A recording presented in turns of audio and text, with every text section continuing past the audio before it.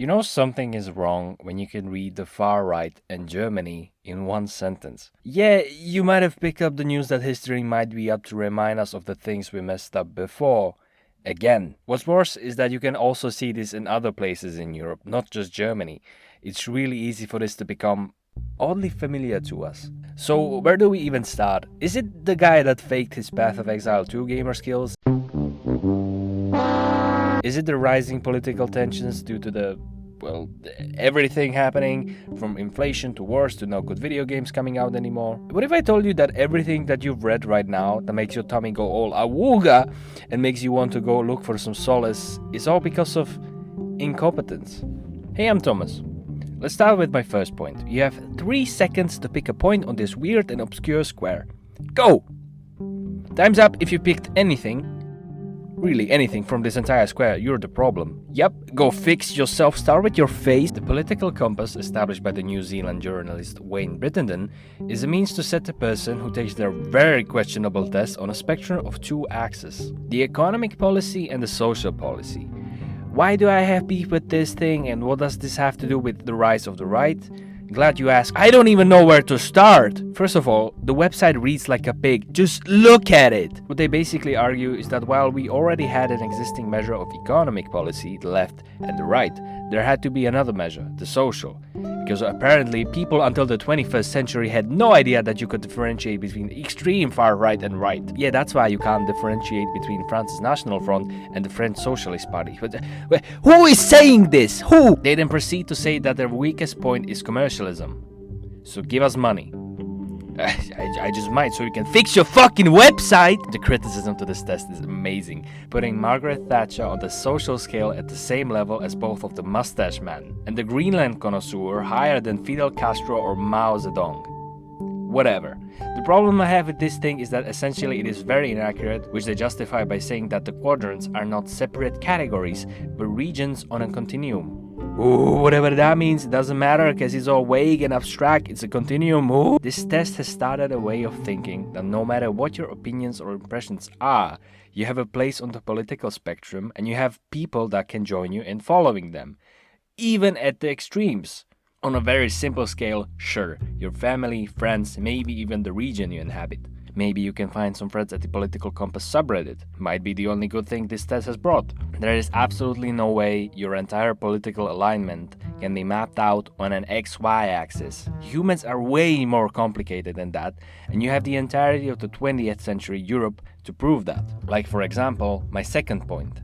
8th of May, 1945. The end of the bloodiest worldwide conflict this continent has ever seen, and the end of an ideology I have dubbed the Big Bad. For YouTube reasons.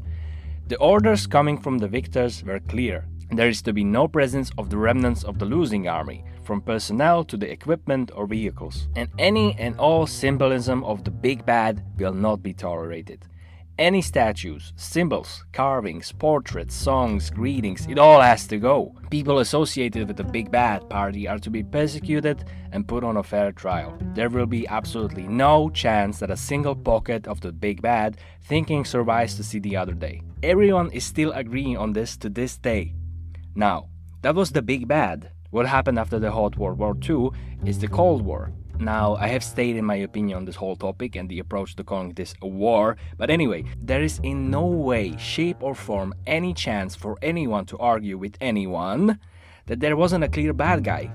You know, the guy that had gulags and systems that systematically, pun intended, deleted chunks of population because we need to achieve the big good. They also have their own symbolism, portraits, statues, songs, people. On our nifty political compass, the mustache men aren't that far away from each other, and the death toll is also something that's oddly similar. So why the fuck is there still stuff everywhere? Where would you find the people that made the decision to keep them on the political compass?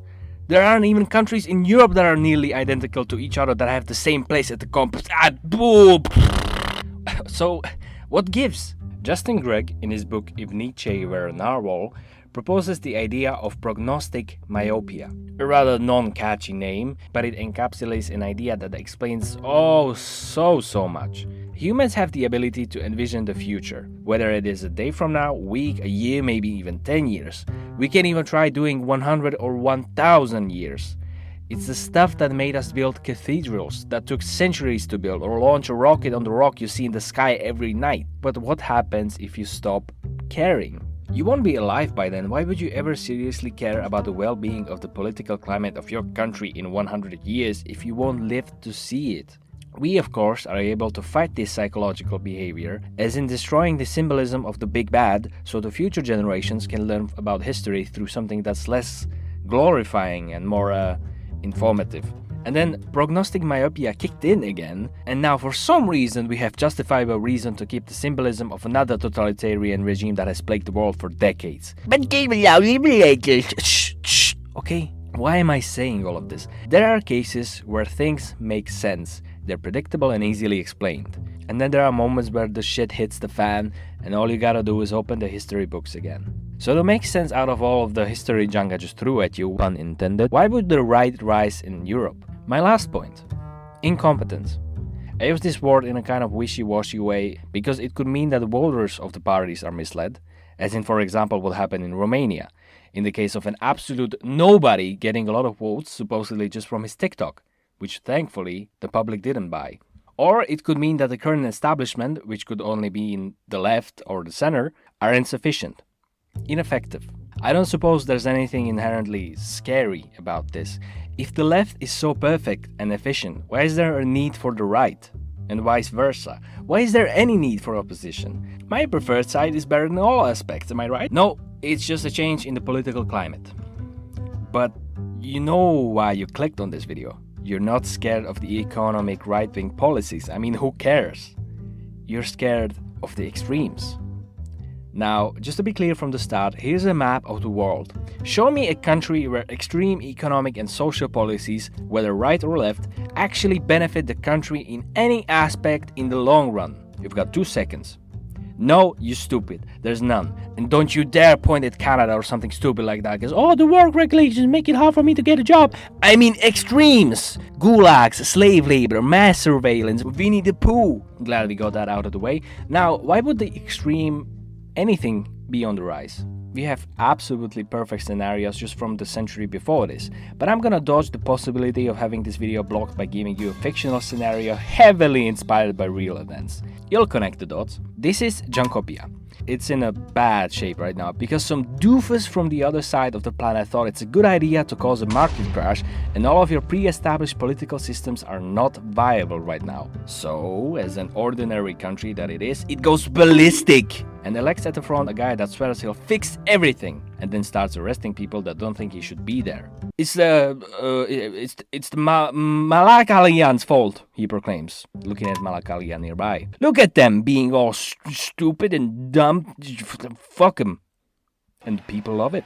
Finally, you have one actually graspable idea you can pin your mindset at and focus on in order to have some meaning out of your life.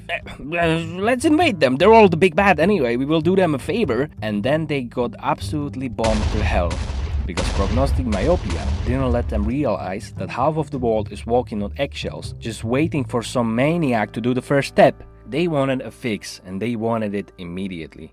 So why not join the guy that is on the same continuum quadrant gabagoo as us? He said exactly the things that we wanted to hear. Surely he's not insane. And they will eventually forget this lesson and do it again. A switch in the political climate is always to be tolerated in a democratic world, just never to the extreme.